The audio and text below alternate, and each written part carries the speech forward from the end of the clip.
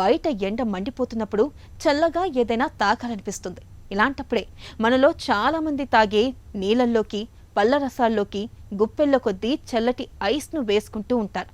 బయట దొరికే చెరుకు రసాలు, పండ్ల రసాల్లోకి కూడా ఎక్కువ మొత్తంలో ఐస్ వేయమని చెబుతూ ఉంటారు. నిజానికి చల్లటి ఐస్ను మన ఆరోగ్యం పాలిట విషంగా చెబుతారు డాక్టర్లు.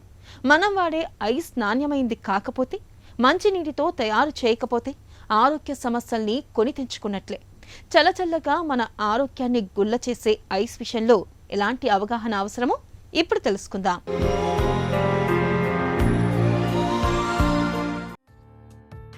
మండే ఎండల్లో వేడి నుంచి ఉపశమనం కోసం చల్లగా ఏదైనా తాగాలనిపిస్తుంది.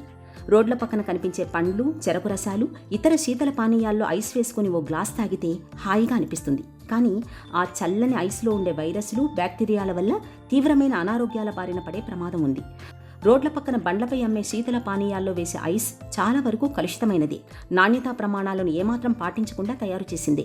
మార్కెట్లో ఐస్ తయారీ, వినియోగానికి సంబంధించి food safety and standards authority of ఇండియాకు సంబంధించిన కఠినమైన నిబంధనలు ఉన్నా అవి ఎవరూ పాటించడం లేదు. దీంతో చల్లగా గొంతులోకి దిగి మనుషుల ప్రాణాలతో ఈ కల్తీ ఐస్ చెలగాటమాడుతోంది. నిబంధనల ప్రకారం తాగడానికి వినియోగించే ఐస్ను ఖచ్చితంగా స్వచ్ఛమైన మంచినీటితోనే తయారు చేయాలి. కానీ ఐస్ తయారు చేసే ఫ్యాక్టరీల్లో ఎక్కడా సరైన నాణ్యతా ప్రమాణాలు పాటించడం లేదు. వారికి అందుబాటులో దొరికే నీటితోనే ఐస్ని తయారు చేస్తున్నారు. ఇదే ఐస్ను చేపలు, రొయ్యలు, పండ్ల కూలింగ్ కోసం పానీయాల్లో వేసేందుకు వినియోగిస్తున్నారు. ఐస్ దిమ్మలు తయారైన తర్వాత కూడా నేలపైన మురికి టబ్బుల్లో పెట్టేసి రవాణా చేస్తుంటారు. ఆ తర్వాత వాటిని చిరు వ్యాపారులు తీసుకొచ్చి గోనె సంచుల్లో పెట్టి కర్రతో గుండగా కొట్టేసి బాక్సుల్లో పెట్టి వాడుతుంటారు.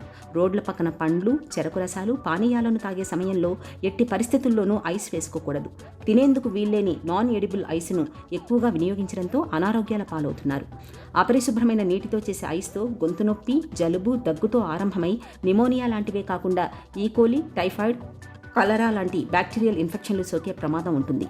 హెపటైటిస్ ఏ, ఈ లాంటి వైరల్ ఇన్ఫెక్షన్ల ముప్పు కూడా పొంచి ఉంటుంది. ఒక్కోసారి అమీబియాస్ లాంటి పారాసైటిక్ ఇన్ఫెక్షన్లు కూడా సోకుతుంటాయి. ఐస్ తయారీ సమయంలో శుభ్రత లేకపోవడం, సరిగ్గా నిల్వ చేయకపోవడంతో లెడ్, ఆర్సెనిక్ లాంటివి నీటిలో కలిసి దీర్ఘకాలిక అనారోగ్య సమస్యల బారిన పడేలా చేస్తాయని హెచ్చరిస్తున్నారు డాక్టర్లు. పానీయాల్లో ఐసును కలిపే సమయంలోనూ చేతులు శుభ్రంగా లేకపోతే డయేరియా, వాంతులు, విరేచనాలు లాంటివి పట్టుకునే ప్రమాదం కూడా ఉంటుంది. ఆస్తమా లాంటి శ్వాసకోశ సంబంధ వ్యాధులు, రోగ నిరోధక శక్తి తక్కువగా ఉండే వారిపై ఈ కలుషిత ఐస్ ప్రభావం ఎక్కువగా ఉంటుంది. కాబట్టి ఈ సీజన్లో ఐస్ని వాడే ముందు దాని నాణ్యతా ప్రమాణాలను ఒక్కసారి పరిశీలించడం అన్ని విధాల మేలు.